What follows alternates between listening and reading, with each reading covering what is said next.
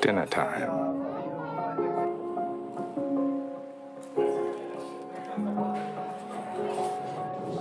Not without the farm. Not without water, fertile ground, or machines to plow it. Not without safekeeping, distribution, and a top-up every now and then. Not without the wholesaler, the retailer, or the bank that backs them all. Dinner time.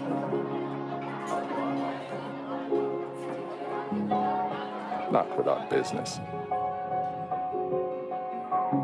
Standard Bank. It can be.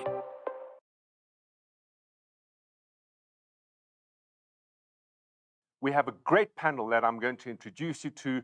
We are going to get the panel to help us understand how to get the right mindset, which is the beginning, the first step that we all need to take to get to the other side of tough times. One of the most beneficial things we all have in South Africa is necessity. We do not have a choice but to make things work, but to make things right, but to succeed. Because I promise you, and I'm going to tell you something you already know, if you don't do it for yourself, nobody will do it for you. Dr. Hubert, you certainly got punched in the mouth. And out of necessity, you've had to make some big adjustments in your life. When did you know you wanted to become a vet? So you're right, like most vets, when I was a little kid, I always knew that I wanted to work with animals. So as a little kid, I wanted to be a game ranger. And then when it came to having to choose a career, I realized that being a vet and working with game and wildlife would be a fantastic opportunity to live out my dream. Okay, so you got married, you started your veterinary clinic, you had a couple of kids, I'm guessing. Yes. And then of a day, you got punched in the mouth. What happened? Sure. It was the 30th of March, 2002, and it was a day that my life changed forever. So I had the thriving, busy practice. We had 37 patients in hospital. It was a Saturday. The SABC was at the practice on that day filming a documentary, and I had a glitch with one of my staff members' wages, which wouldn't go through electronically. So I decided to physically take the wages to the staff member. So I went on my motorbike and a taxi skipped a stop street at Nyatsmats Avenue and wiped me out. And my life changed forever. And then the recovery process, that must have been quite hard. It was really tough. So I had 22 operations and procedures over 10 years. I initially was hospitalized for a 3.5-month period. I was discharged in a wheelchair. I couldn't walk anymore. I walked with crutches for 8 years. And the recovery process was a very, very long process.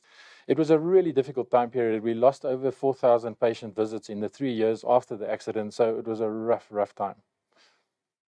Today, you're not a vet, though. You are a vet, but you're not a vet. You've got 4 veterinary clinics. Yes. How do you earn your income? What do you do on a day-to-day basis if you can't step into them? So that's very interesting. In 2003, it was about a year after the accident, I got encephalitis, and I was admitted to hospital again. And it was at this time that the physician that treated me said to me, "Listen, you're not going to be able to work as a vet anymore." And that was a really, really tough thing to hear at the time. But when I was hospitalized, the one day with my drip stand, I walked off down to the canteen in the Millpark Hospital, and I bought a Sunday Times newspaper.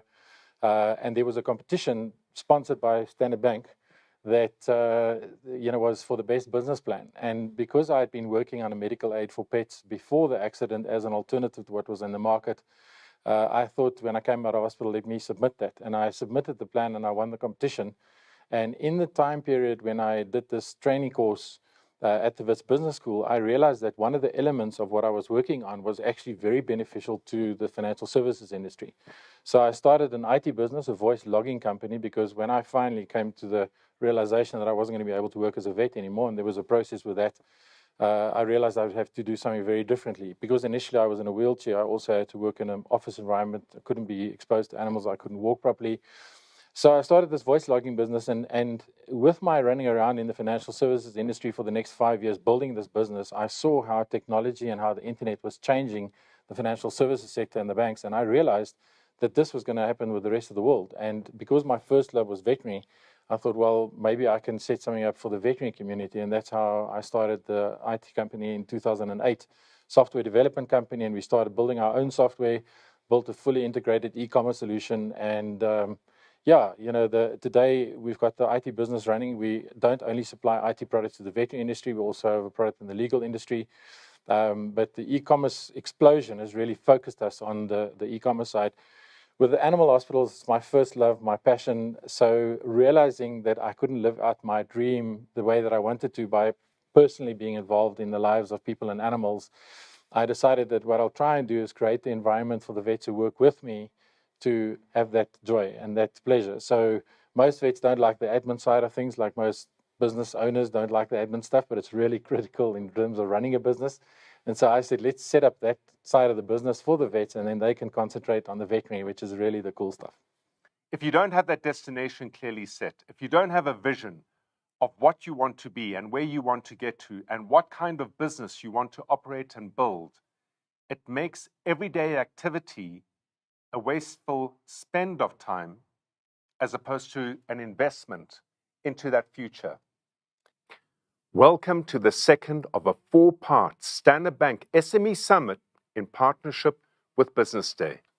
Today we're going to be talking about how to reset your business to be relevant in an economy that is very different to the one that we first experienced almost a year and a half ago. That relevance matters to get you ahead of where you are today. What's clear is that what worked before COVID is unlikely to work today and therefore tomorrow.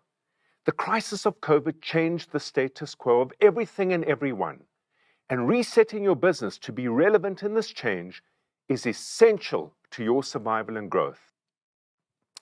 With that, we need to begin with a fresh perspective. And the perspective always is around how do you look at your business in order to make it resettable. Tools need to be practical. And the very first tools that I want to start talking about is that we need to understand 2 things. The first thing we need to understand is our businesses themselves. You know, when you start a business, when you run a business, when you're growing a business, when you're under tremendous pressure from a COVID lockdown or from a crisis that you might be facing, it becomes profoundly emotional. With a clear mindset and with distance from the business, separating yourself from it, the opportunity to use a tool that will help you understand what counts and what doesn't count is essential. From there, you need to understand your customers. A customer is a complicated creature. It is the reason why our businesses exist. Without them, there is no business to be done. The first tool I'm going to be sharing with you is going to be centered around a very complicated process that is so complicated, it's not taught at the biggest business schools globally. Harvard doesn't talk about it. Stanford University doesn't even share it.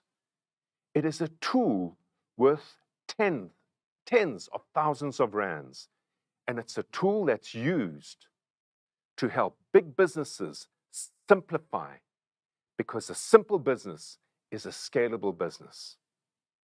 In order to get this right, what we're going to do is cook something up. And with that, I'm going to introduce to you the onion method. 3 layers to the onion. Core and strategic, the essence of what makes your business work. Those elements you never give up, you never outsource, and you need to own and dominate them. The middle layer, strategic to your success, but you don't have to own them.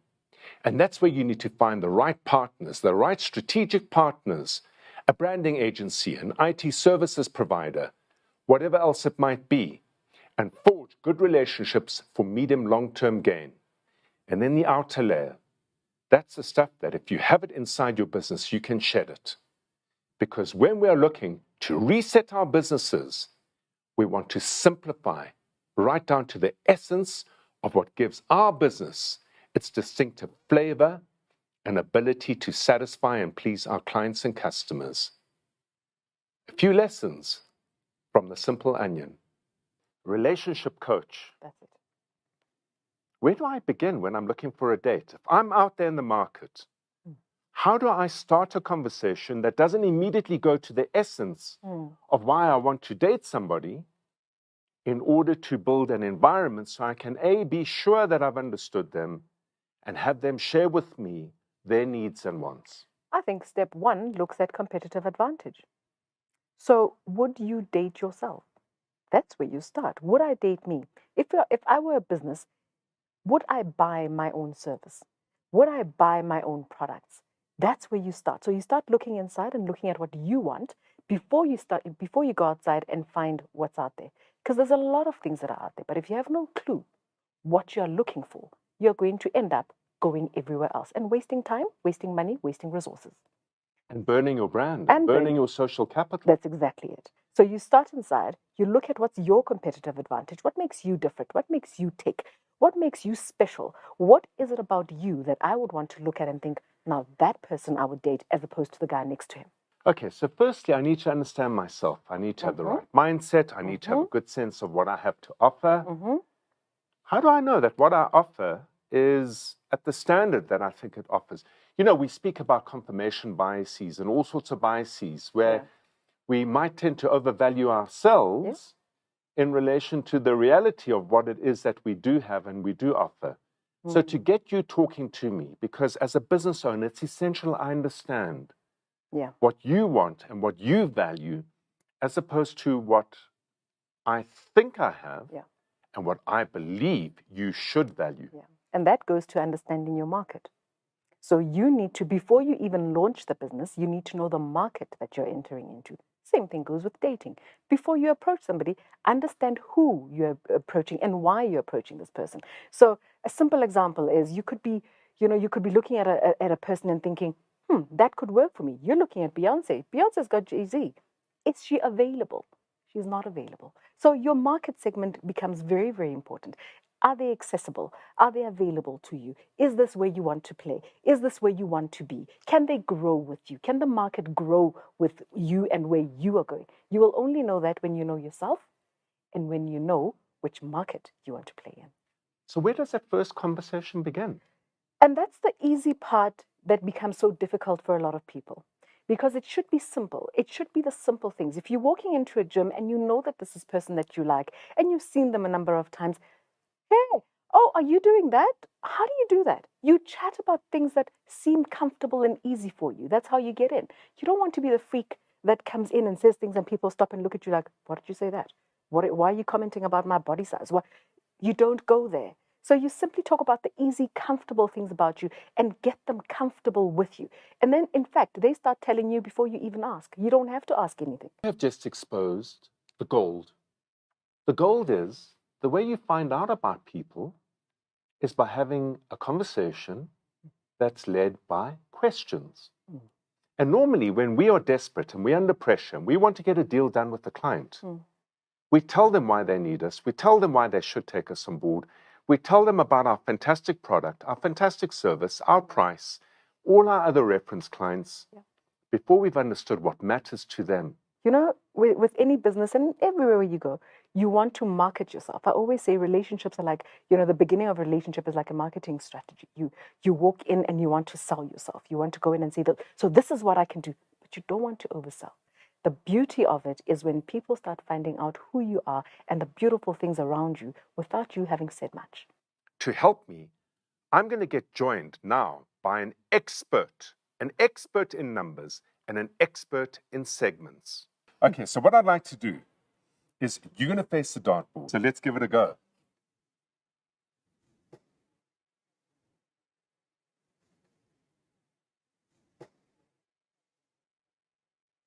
What I'd like you to do now is I'm going to call out a number, but this time round, Danny, I want you to throw at once all three darts. Okay. Okay. And my number to you is going to, of course, be bullseye. Okay.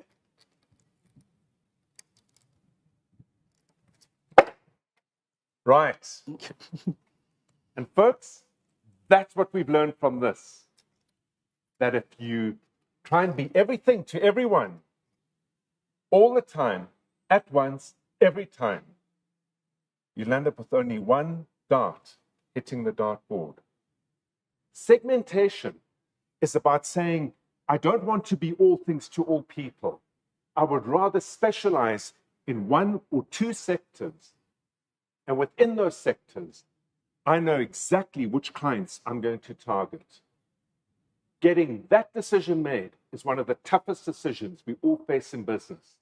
But it's essential to make you expert at not your product, not your price, not your segment, but in creating a brilliant client experience.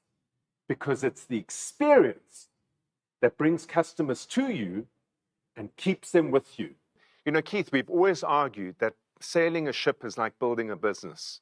You need to have a destination, you need to know where you're going to, you need to have a crew that does the right thing at the right time, you need to have systems that operate the ship itself.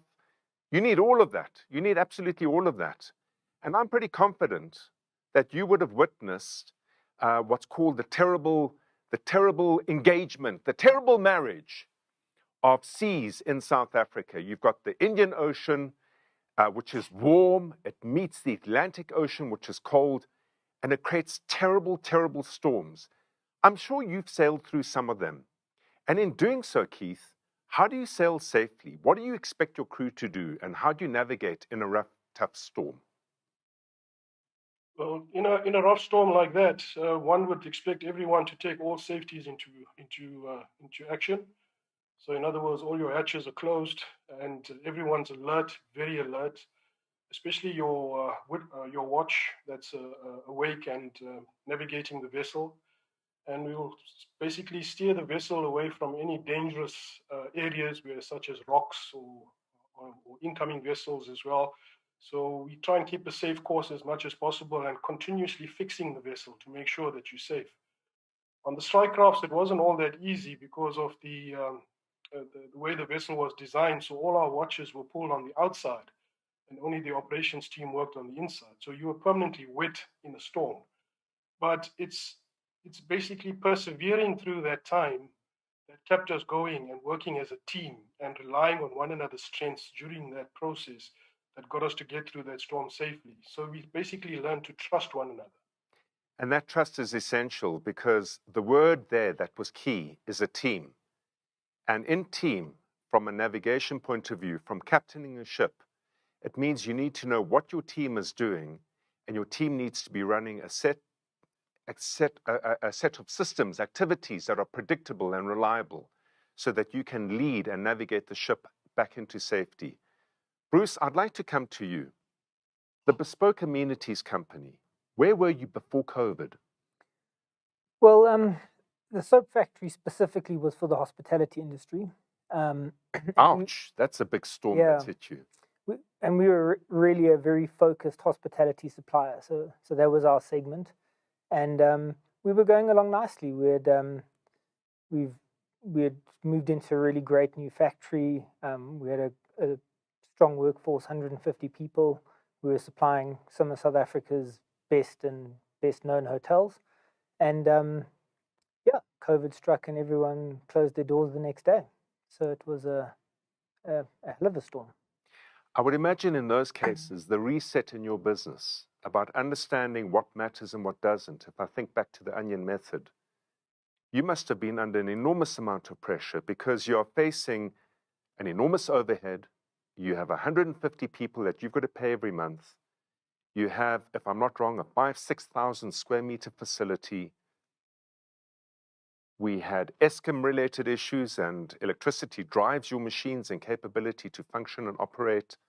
How did you approach, from an onion point of view, your business?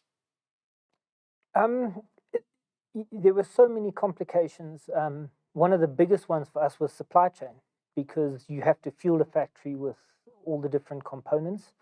At the same time, we had to look at what we could make and where else we could supply it, because the hospitality industry had completely closed. So Fortunately, we manufacture, so we have a really great team. We got good chemical engineer, so we were able to start manufacturing sanitizers and disinfectants and products that were really sought after at the time. But that was a very small window. There was a big shortage initially, and that really helped us get through. So manufacturing sanitizer was great. In fact, Standard Bank, surprisingly, were one of our biggest customers during that period, which really helped us. So that was our short-term fix, was to stick to our manufacturing. Those were products we knew well. Sanitizers we knew well from the water shortage in Cape Town a couple of years back, where that became a necessity in hotels. So we got onto those quickly, and then we started working on our supply chain, which was going to be our biggest challenge, getting components. Now, Trinity, I would imagine in your business, the media connection, your supply chain is essential. Your supply chain really is made up of very large advertisers. Tell us a bit about the media company. Which area of media do you specialize in? What does the media company do? And before COVID, what was the world like? Thank you, Pavlo. The biggest asset that a media company does is to enable consumers get info, get content that is relevant, that can make them change their behavior. And these consumers you find through the community radio stations, am I right? You serve community radio stations. Our core competency is community markets. Consumers or communities, even constituencies, depending on what kind of a business that you operate in.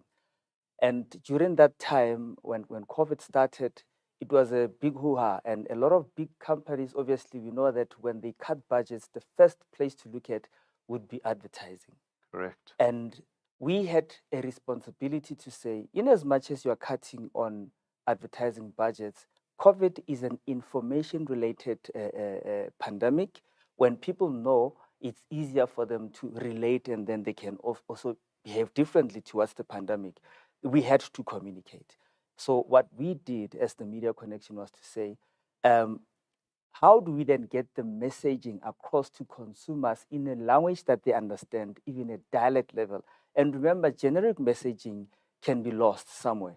But if you communicate even through the culture that people live through on a daily basis, it makes it easy for them to adapt to the message, and the message retention becomes longer. And that's one of the big keys, because I would imagine, well, in fact, I know we witnessed this.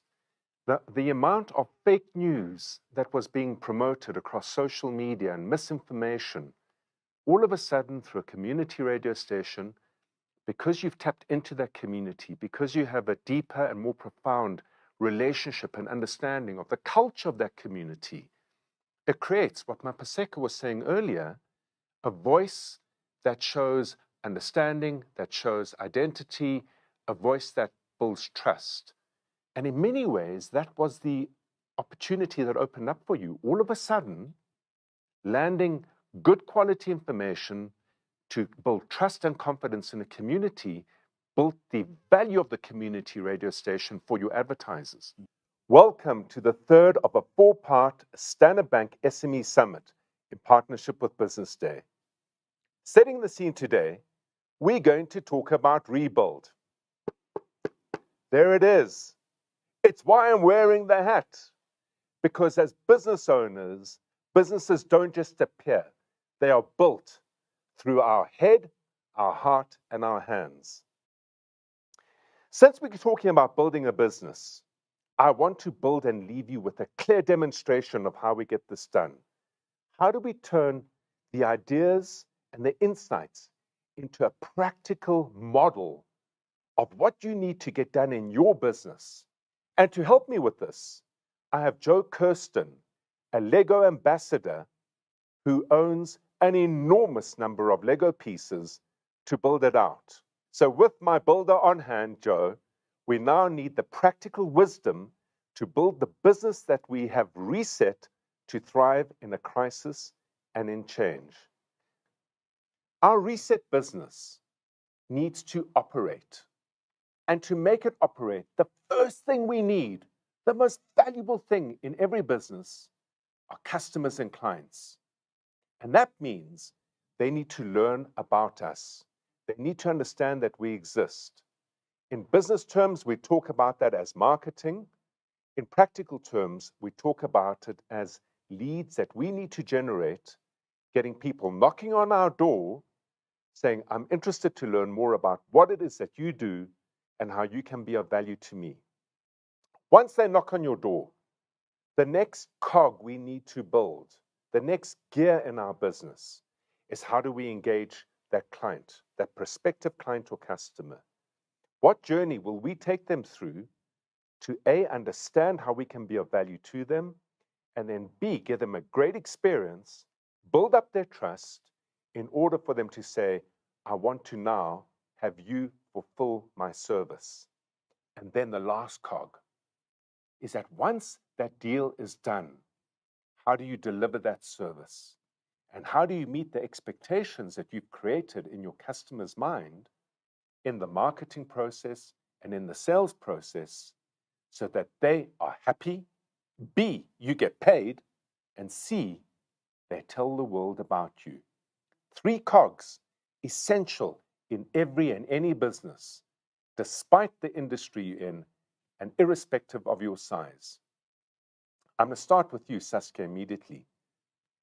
Call center services on an outsourced basis means you're serving what kind of clients? What kind of clients do you look to attract?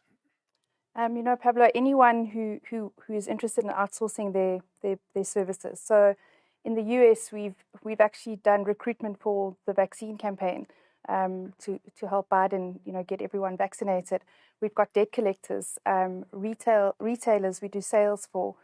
So it's anyone, so from a US, UK, overseas perspective, it's anyone who would like to take advantage of the cost arbitrage. Okay, that's really interesting. So you can speak to wide audiences because you develop a script, you've got the call center capability, but when you market your business in order to bring new clients on board, what marketing message are you sending to who, and how do you then send that message? Our message is, you know, it's the cost arbitrage to move the work to South Africa, that it's professional and reliable and that we're trustworthy. And that's all built up over time. I mean, we've made our mistakes. What's the biggest mistake you've made in marketing? Putting me on the spot here. You know, I think, yeah, we've made a couple of errors, and perhaps I think is that one of my mistakes that I wish I'd learned much earlier on in business is that I try to do too much. I tried to do every single cog of the wheel. And it took me a good few years to realize that. Once I brought on a senior team, my life changed. Okay, but let me understand something specifically about marketing. Now, the way that you would communicate your value to the insurance industry, it's very different to the way you would communicate your value to the pharmacare, healthcare industry. So when you target who you want to send a message to, do you organize it against industries or do you organize it against the problems you can solve through the service you provide? It's more of a global, the problems that we can solve for them. So it's not, we obviously read up about the industry so that before we have the conversation with them, we've got an idea of that industry. But it's a global outsourced service that we can solve for them. And then how do you get the message to them? Are you using email? Are you using which platforms? Which communication channels are you using? So that's also evolved through COVID. So previously, I always prefer the face-to-face, attending the conferences overseas, having a meeting with them. And we've evolved because now there's no on-site visits. It's more so through virtual reality. We've made a really nice video showing, you know, a whole drive-through from the beach, how far we are into our offices, the access controls. Okay, that's really interesting.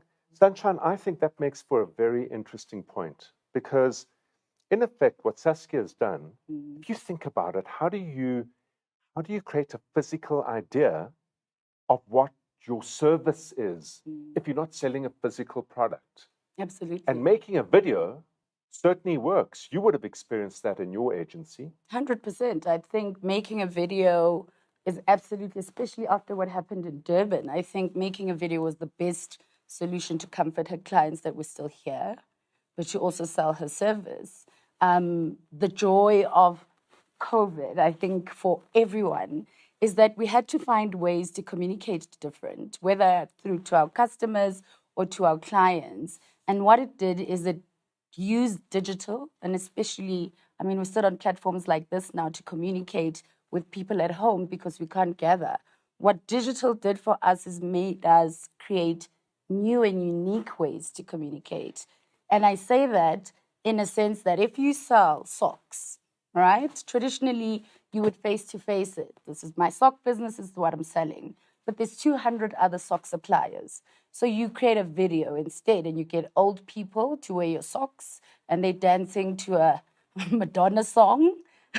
That's a different way of communicating. You're saying my socks are different. Okay, so what you're saying then is when you market your message, when you take your message out into the market, you've got to make it visual, Absolutely. ideally. Absolutely. You've got to make it engaging and entertaining. And then you've got to pick the right platform to get it out there. What is definitely true about everyone is human beings are visual people, right? That's why we buy the clothes we do, the cars we do, the food we do.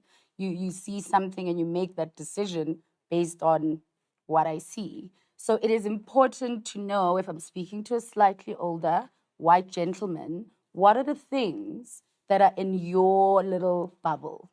Whether it's car racing, maybe you enjoy cooking, maybe you enjoy golf. Spot on. And that's what we discussed in the Reset event. Absolutely. We said that when you market, what's vital to get it right is it's not about the product or the service.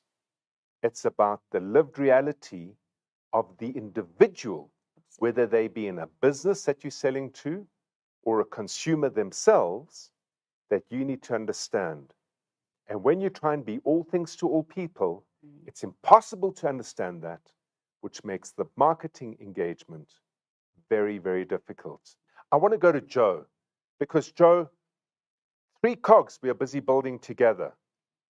What is going to be the first cog that we build? If it's going to be the marketing cog that we can bake into our business to get that cog working and get our marketing campaigns running, what are the current options you've got for me, Joe, to get that cog operating?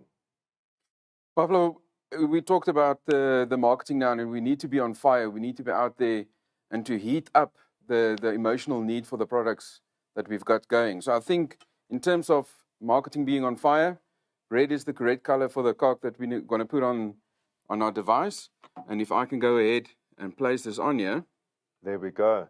So hang on a sec, Joe. I'm just looking at the device that we've created to represent the operating entity of a business, the 3 cogs. The big yellow propeller, that big yellow propeller, ladies and gentlemen, is like on any ship. When the propeller's not turning, it's not moving. In a business, when the red cog is not turning and you don't have a marketing system in place, you're not getting anyone asking you for custom or service. Naima, you're sitting with a fleet of trucks. You're sitting with a bunch of drivers. When rubber is not burning on the road, you're losing money. And when you engage with an inquiry knocking on your door, it must be really hard to not want to put a truck in between you and your customer to get a problem solved. How do you convert an interested inquiry into a customer?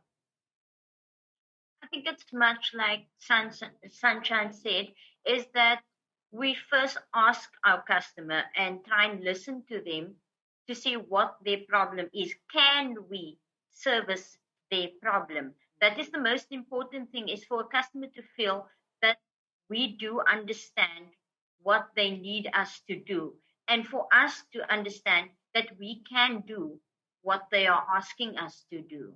So in many ways, what you do in your sales engagement process, because you've got to build a sales team behind this, you teach your team to engage with customers through a series of questions before they provide any solution.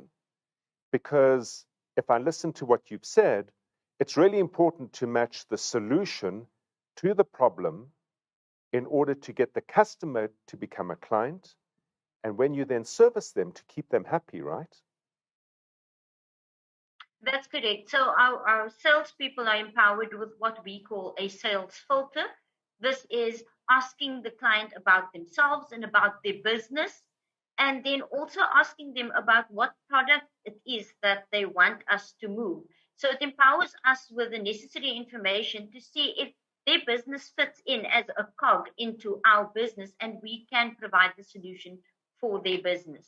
It is quite difficult because at some point customers will think that it's providing transport just from A to B, but we might not service a particular area.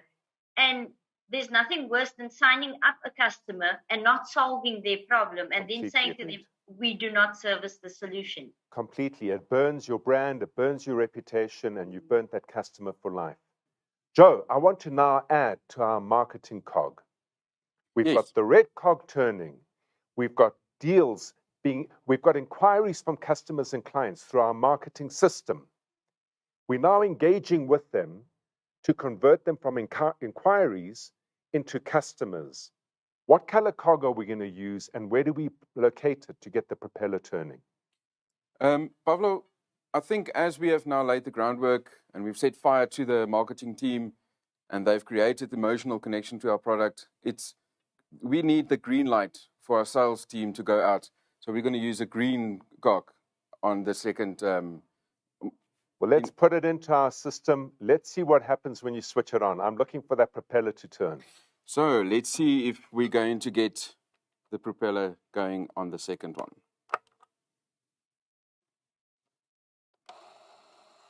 Oh my word. Listen, what's important now is that the red cog's turning because we've got our marketing operating and working. Inquiries are coming in. We've got our sales team engaging with those inquiries. And what you would have noticed on Joe's machine is that the red cog interacts and passes on the inquiry to the green cog so that the sales team can engage. There's one cog missing, and that is now that when we have signed a deal with our clients and customers, we've got to deliver on our promise. To what extent can you build trust in the sales and delivery process, the operational process, with clients that sit in the US through screens? A lot of it is through a referral business. I do have a network of people overseas as well, which does help having people on the ground. And then just over time, that rapport. And I think one thing as well, relationships building does take time, but I sit in on all those client meetings with the managers. And then obviously it's at night because of the time zone difference. But the client really appreciates that as well. And then you get to know them, just the little, take the time, my one client, her daughter got married. Please send me photos. Just doing those little added extra personal bits as well does help. So Sunshine, Saskia said something really important here. That the second customer always comes from performing and doing well by the first customer. Absolutely. Every client that we've acquired has been a referral from another client. Your work will speak to your ability. And if you've had a great experience with the client and they feel like you know them a little bit more personal, care about their dogs or, but you're just aware of their life because at the end of the day, we're humans. And I think when you attach a bit of that humanness into business, you develop trust much easier than when I just come in and go, we make 20 million a year. These are our clients. This is what we do. We all can do that. There's so many advertising agencies or marketing agencies that can do that. It's that extra attention you pay. Did you hear me in that moment when I said, I've got a little challenge, but I've got a deadline? What do you need to do operationally to make sure that any contract you sign, you can deliver on consistently so that you can renew the contract again and again and again? So operationally, obviously, on-time delivery is very important in our industry. And also cargo, the integrity of the cargo that we transport, because every customer thinks that they are putting their cargo on our vehicle, bubble wrapped and in a soft cloud of an environment. However, we are traveling on South African roads with potholes, and the integrity of the cargo is very important to our clients. And operationally, while we are looking at from a marketing perspective, what we do right from our customer, operationally, it's important for us to know where we've gone wrong so that we can rectify and provide a better experience to our customers where there is a service failure. I want to go back to Joe because now we've understood how to generate our leads through a marketing system, how to convert our leads through a sales system, and how to fulfill our service promises and deliver what we promised through an operational system. Joe, what color are we going to use for the final cog that will hopefully now get our propeller turning?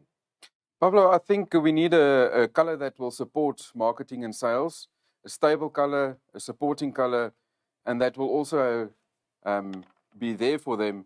And I think the white color, as in the color wheel, is a very good example of a supporting color and the base color. So we can go ahead and put this color on. Let's do it. Let's do it. And let's see if we can get the engine of our business turning, because if it all hangs together and integrates well, it should get the propeller turning. And folks, remember what the propeller is.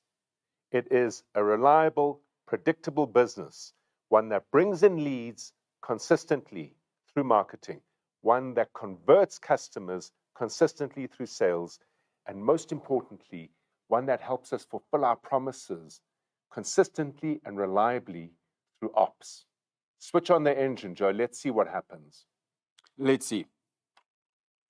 Oh, thank heavens. There we go. Folks, we're in business. It's working. I'm glad. It's working. Everyone can go home now. That's how easy it is to build a business that can operate, hopefully, largely without you. Welcome to the last episode of the 4-part online series of the Standard Bank SME Summit in partnership with Business Day. Throughout the series, we've shared with you insights from the latest industry insights, intelligence, business activities and behaviors that make businesses work. In the first part, we started with mindset, because mindset governs it all. If you think about it, the only thing you have 100% control over is the way that you think and behave. The way you think determines your behavior. The way you behave gives you the outcome of not only your business, but life. Getting the right mindset was crucial. Next, in the second series, we looked at how to reset a business to be relevant in a changing world. What worked before COVID won't work during COVID or at the end of COVID, which looks to be 5, 6, 7 years down the line. How do you keep your business relevant in a changed world was essential to lead up to the third episode, which is about how you rebuild a business that you are sure is relevant in that changing world. Throughout the time together, we have worked with audience members who are seasoned, resilient business owners, people who've been through it the whole way through. And what we're going to do in today's event is we're going to talk about how you reignite, accelerate your growth, get to that next level on a reset business that's been rebuilt because you have the right mindset. We're going to talk about different growth strategies. We're going to talk about how to fund them to bring them to life. And we're going to talk about how to make it all happen. Bernadette, you must have seen a lot of funding flow to and from businesses. Within the bank itself, what has the trend been around funding supply chain especially? Because what COVID did was completely slow down the global supply chain. How did it affect your business? Well, during the initial stages of COVID, definitely we saw a downturn, especially in the movement of imports, exports, ports shutting down, lockdown affecting movement of goods. But during that period, we identified the opportunity to take a step back and say, we have businesses that we need to support. Africa's our home, we drive a growth. We've got to grow businesses in order to drive them, in order to allow them to grow. So we took a stance of providing COVID loans throughout Standard Bank, and I'm sure most people have been aware of that. But aside from that, in the trade space, we help the clients in the supply chain to look at them differently and say, we understand the risk. What does that mean? When you said to look at your supply chain differently, because the environment of COVID was dramatically different. Absolutely. So how did you, if I knocked on your door and I said, I'm looking for trade finance, I need to import my products from wherever it may be, how would you help me look at that differently to understand my own risk in making that investment in stock or product? Well, we will then look at your cash flow cycle. How does it impact your receivables in order for you to run your business and continue in the local market?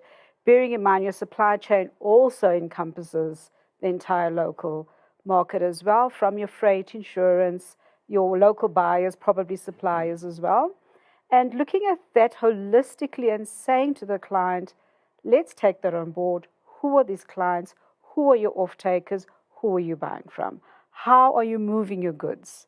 How can we connect that whole value chain for you in one transaction? So from end to end, how do we manage a suite for you? How do we provide those solutions to you end to end, from expanding your business to bringing So what it you're on saying board? to me is your evaluation is all around risk. Yes.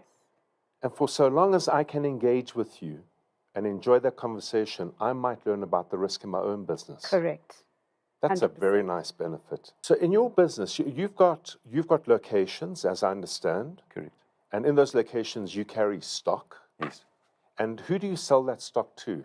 So our major model is that we supply all the electrical wholesale market. We've got wholesalers, we've got OEMs, which is original equipment manufacturers, and major panel builders that do builds for hospitals or residential developments, or whether it be shopping centers, etc. But our main model is electrical wholesalers, and we supply through them and the independents. A good example would be like Voltex. They're obviously listed in ARB, but we also have other independents, for example, more family-owned wholesale businesses that we supply. We currently have in excess of 750 on book nationally, and we supply all our electrical products through our national offices. Gaurav, don't you wish that equity was as easy to explain as an electrical wholesale product?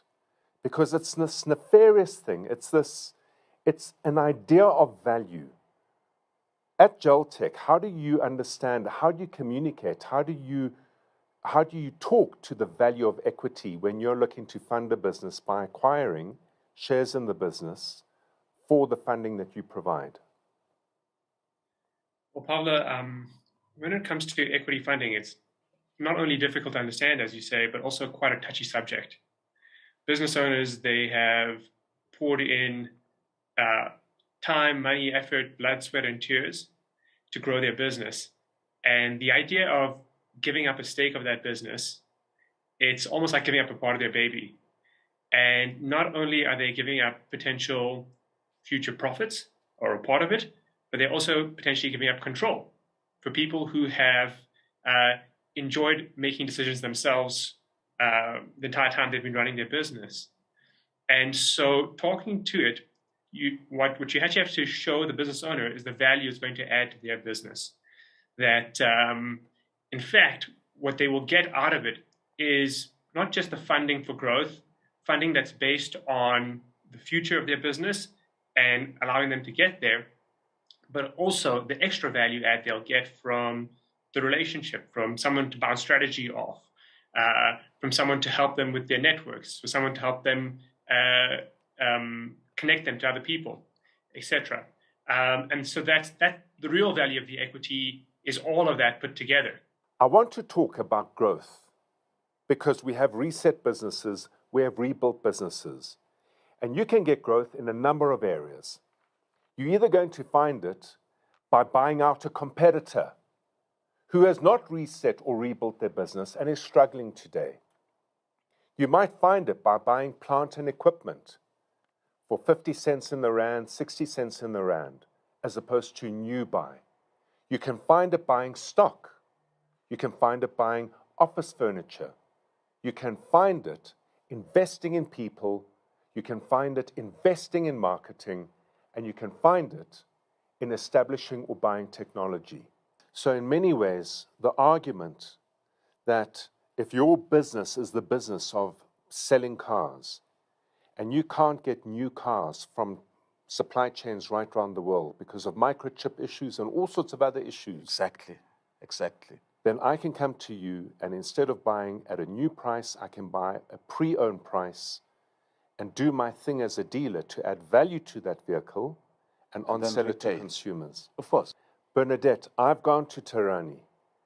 I'm in the business of office furniture, for example.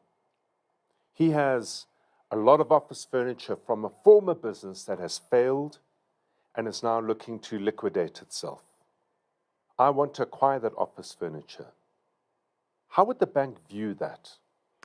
Well, I guess all banks would fund a client provided they can see the intrinsic net realizable value of that. What is asset. that word? What do those words mean, net realizable value? So I guess when you purchase it and then you're going to sell it or you're going to use it, what are you going to recuperate out of it? What are your investment? Is it going to bring you value into the business? So then if I understand correctly, what you said earlier is you look at the risk of the entire transaction. So you're going to look for a couple of things. Firstly, you're going to make sure that the product I'm buying is the product that Correct. I'm selling. Correct. Because if I can't sell it, like you've just said, I can never recover the cost behind it, which means I can't fund the bank or pay the bank Pay back. the bank back. So when you look at me acquiring the stock, although it's in my supply chain, are you evaluating my risk by looking at who my customers are and where I will be selling it? 100%. What do I need to show you? Well, you need to show me your data book. You need to show me who your suppliers are, what those terms look like, and how that will impact your cash flow cycle. Is there a 90-day, 60-day, 180-day? And what can we do to support that period for you, provided your off-takers have the appetite or you've got those buyers to actually sell those goods to? Do I need those buyers agreed beforehand, or what if I'm in general trade? Well, if in general trade, it makes it a little bit more difficult because it's on the shelf. Okay, so what you're saying to me is that from a banking position, any bank would look to evaluate the entire cash flow cycle of me coming to Tirani, getting product for 50 cents in the rand, 60 cents in the rand, vehicles for 80 cents in the rand, whatever the case may be.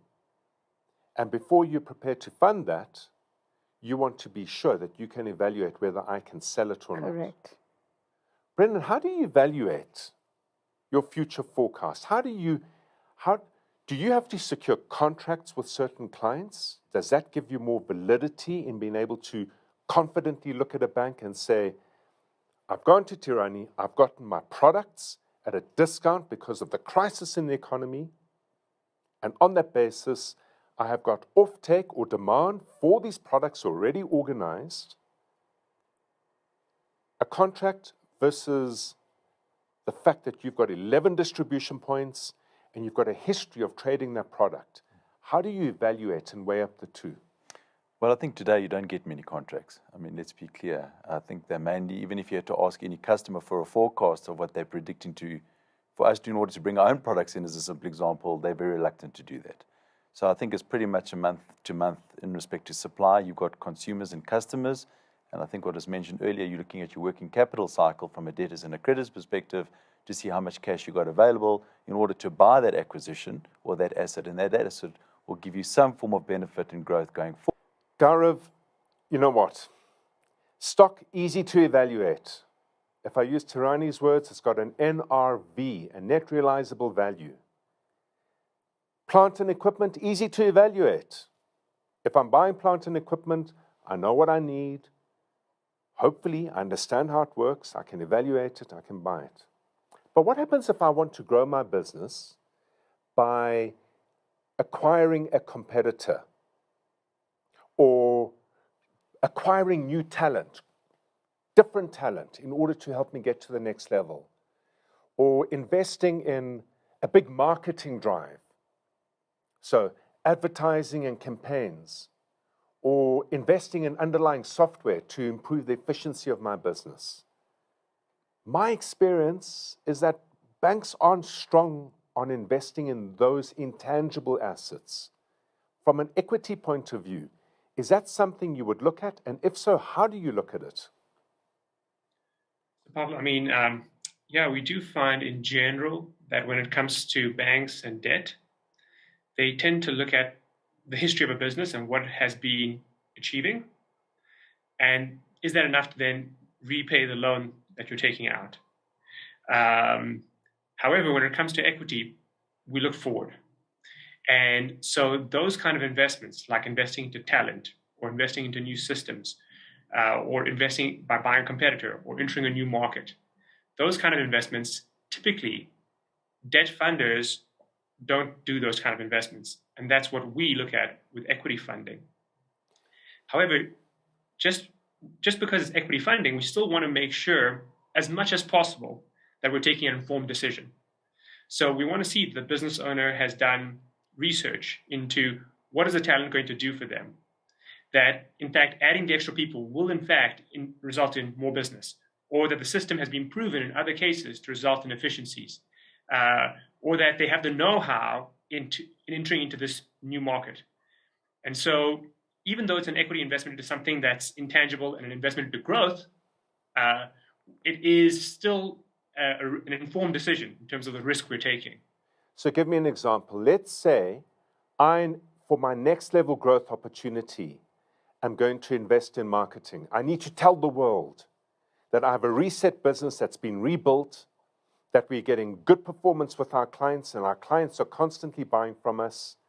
And I've operated out of Gauteng, and now I want to enter into the Western Cape or KZN. And Gaurav, I'm coming to you because the bank won't fund my marketing program. I want you to fund my marketing program. What are the principal ideas around how you would evaluate that? What do I need to show you to give you confidence that my ability to take the money that I'm going to get from you, invested in my marketing, will give me performance in the business so that you can get your return? So Pablo, I guess if we look at just financing the marketing, then initially we want to make sure that there is a market there and that the business owner has taken some steps to actually prove that. Whether it is trying a trial marketing campaign, which you can do with digital marketing. You can do it at a much smaller scale initially.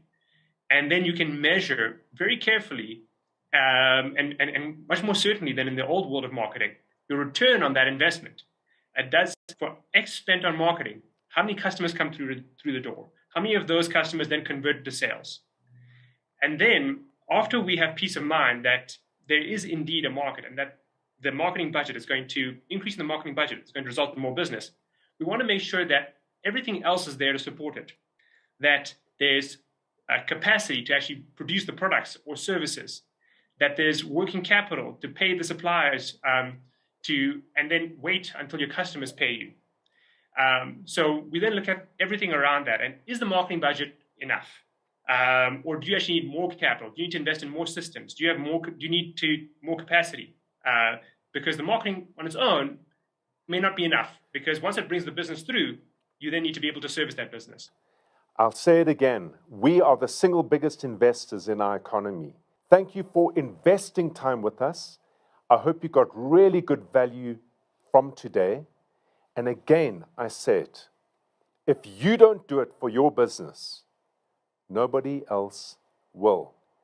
Feel free to rewatch the 4 seasons at the SME Summit.co.za.